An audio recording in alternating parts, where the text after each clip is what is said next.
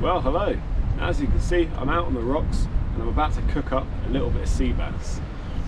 Now, me and my brother went out fishing the day before yesterday in the evening, and we managed to catch a few bass between us. Now, although we had no intention of keeping any, unfortunately the first one that he caught took the lure very deep and we were unable to save it. Nonetheless, it means I've got something to cook up. I always appreciate any fish I get. The only fish that I do eat is the fish that I catch myself. I know it's sustainable and it's not causing major harm to the environment. Now, yesterday I knocked up a quick Salsa Verde in my kitchen at home while I had time. Salsa Verde is a very simple thing to make. It's just a combination of herbs, oil, salt and pepper, lemon zest, the juice of a lemon and a little bit of garlic. You blend it all up and you have a brilliant dressing slash sauce, condiment, whatever you want to call it. Now, it goes absolutely great with fish, any white fish like bass or bream. And yeah, so like I said, I was in my kitchen yesterday and I'll show you a little clip now of me preparing that.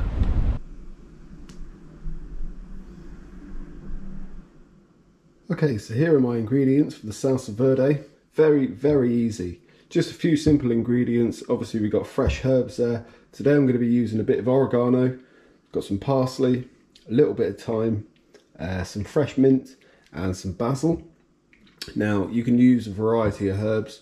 Basil is particularly good for it, mint is good in it. Bulk it out with some parsley, chervil, oregano, coriander, anything like that. I always just put a little bit of thyme in. We're gonna be adding some fresh lemon juice as well, along with the lemon zest, which is a very important ingredient. We've got capers, which we're going to be adding to it, extra virgin olive oil, sea salt, black pepper, and just a little bit of garlic. So it's really easy this. I'm going to blend it all up and then I'll show you the finished product. Right, so here we go. Really easy this.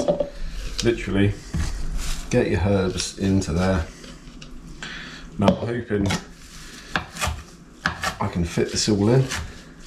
I'm making enough to do this cook, to film, but also to have a little extra to keep in my fridge. Now this stuff is absolutely excellent with bass, with any type of bream, black bream, gilthead bream.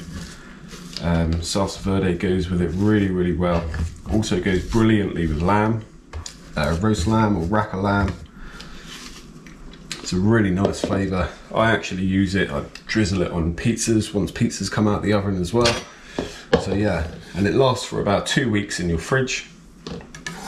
The oil and the lemon juice and everything obviously preserves it. So it's just a case of getting all the ingredients into the mixer. This is just a little bullet blender, which I prefer to use because it blends it a lot finer. You can have it more coarse if you like, completely up to you. I'm just going to use half a clove of garlic because it can be a little overpowering sometimes. We've got our capers here. I'll just drain those a bit.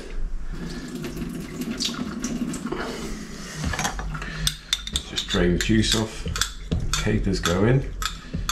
Also with a bit of the juice, it's a spirit vinegar, which they're sort of like a brine they're in. All adds to the flavour.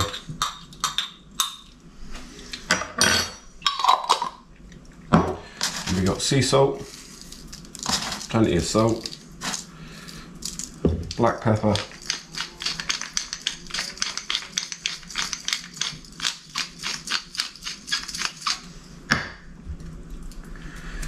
and then extra virgin olive oil. You can also add a drop of water to this if it needs thinning out a little bit, so we'll see how we get on. I'll go with that for now, then get that lid on and we'll get it blended up.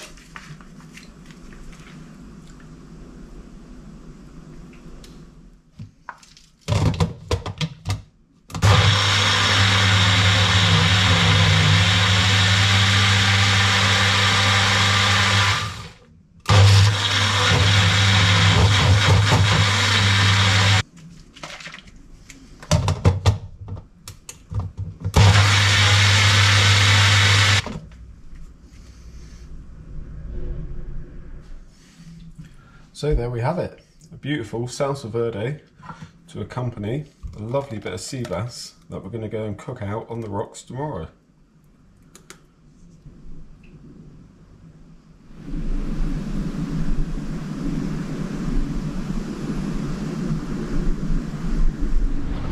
So I actually had a bit of the bass last night, so I filleted it at home and I scaled it and filleted it, so I didn't actually record that bit. What I have with me today though, is just a nice little fillet there, which I'm going to pan fry and just keep it very, very simple like I always do on the channel. Just pan fry sea bass in the pan, sear it both sides a few minutes, get it a nice crispy skin, and then we'll have it with the Salsa Verde on the side. So I've got the cooker set up there, tried to shelter it as much as I can. We've got quite a bit of a breeze coming in here. So I'll get the bass on the go now and I'll take you through it.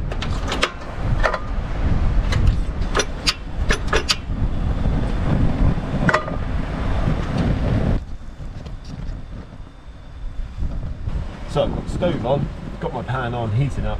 Now we've got quite a breeze coming in here, so I'm going to have to put something to shelter it a little bit when I actually start cooking. Now literally, like I said, very simple today. I've got a little bit of salt and pepper with me here. I've got the fillet of bass, and I'm just going to season that up nicely. Pass it all into the skin, flip it over, and do the other side. That is it. I've got some extra virgin olive oil, a bit of that in the pan. And then once that pan's hot, I'll get the fish in, and yeah, it's only going to take a few minutes, but it'll be a nice little afternoon snack out on the rocks. Right, so I've just set up a little wind shelter here. Now hopefully that stays up. If it falls over, you'll have to forgive me.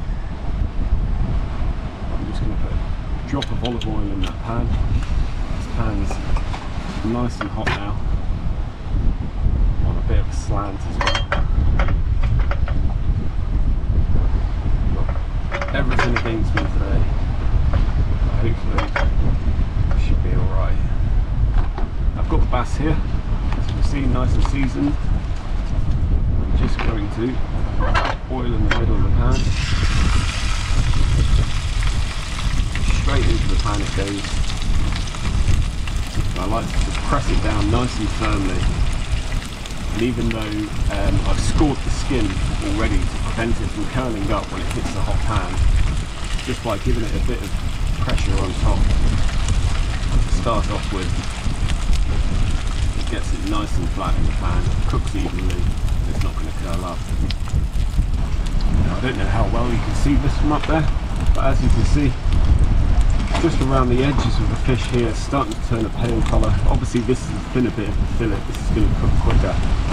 But around here as well, it's starting to raise up. So once that creeps up a little bit higher, then it's time to flip it over. I'll reduce the heat a little bit, give it another minute or so, and it's good to go.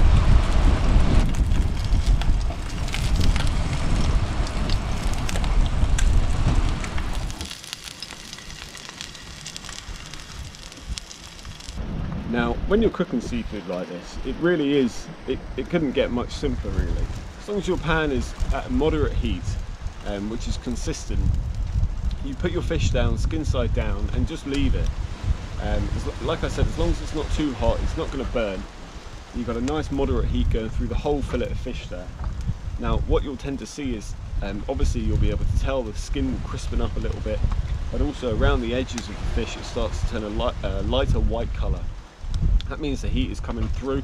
Once it starts to wrap around a little bit, you know it's time to flip it over, reduce the heat, leave it for another minute or two, take it out, let it rest, and that's it. It really takes 5 to 6 minutes to pan fry. So I can see now the skin is starting to be really crispy, so it's time to flip it over. Look at that. And like I said, it's so simple.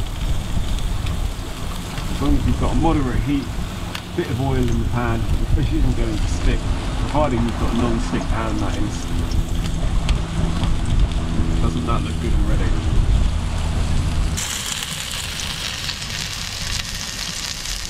So my fish is pretty much ready now. I've flipped it over, given it about a minute to a minute and a half. Here we go.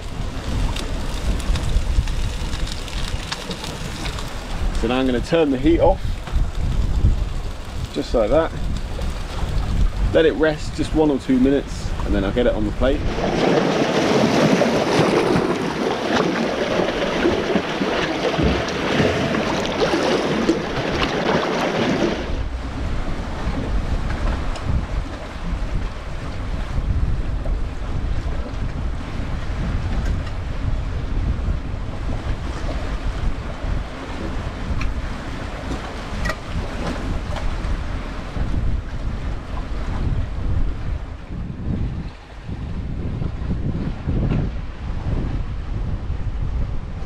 So there we have it, pan fried sea bass, a bit of salsa verde.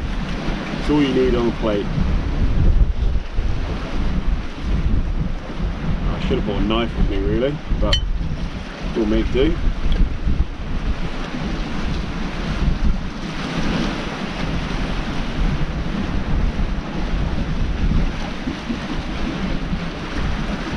That is really, really tasty, if I do say so myself.